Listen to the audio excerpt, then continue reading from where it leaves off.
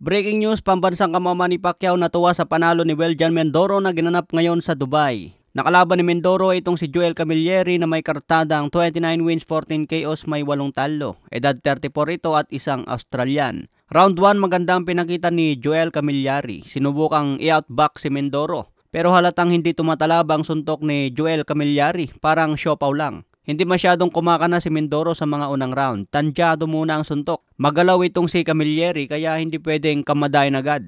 Kailangan aralin muna ang galawan nito. Baka may tinatagong lakas pala, mabigla si Mindoro. Pero naibigay na ata lahat ni Joel Camilleri ang malalakas na suntok. Hindi man lang tumatalab kay Mindoro. Kaya pagdating po ng round 4, dito na nag-SS si Mindoro. Pinakawalan na ang ultimate. Tinamaan niya ng isang solid sa muka si Camilleri na sundan pa yan ng hook at uppercut. Parang na-stun ng 3 segundo si Camilleri, hindi na gumalaw habang nakasandal sa lubid. Kaya nabilangan ito ng standing count dahil hindi na ito gumagante, talagang na-stun. Nakarecover naman si Camilleri at nagpatuloy pa rin ang laban. Pero halatang nasaktan itong si Joel Camilleri dahil sinusubukan niyang yumakap kay Mindoro. Wala nang balanse ang katawan. Hanggang nadapa si Camilleri at binilangan ulit ng referee. Pero makikita sa replay mga tol, walang tumamang suntok bago nadapa. Tawas ang patama ni Mindoro dito, tingin ko nadapa si Camilleri dahil sinubukan niyang yumakap at umatras si Mindoro. Kaya nawalan ito ng balanse at nadapa. Nakita siguro ng referee na groggy pa itong si Camilleri kaya binilangan na lang.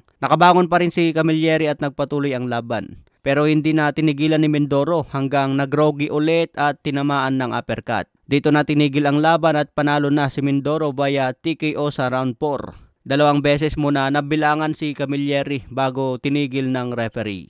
May kartada ngayon si Mindoro na 14 wins, 14 knockout, walang talo. Perfect pa rin ang kartada. Ito ang pambato natin sa middleweight division. Tuwang-tuwa si Pacman sa panalo ni Mindoro. Nasa Dubai sila ngayon mga tol at sinasabi rin ni Pacman na balak niya lumaban sa Dubai sa 2025. Sino kayang posibleng kalaban ni Pacman? Abangan po natin.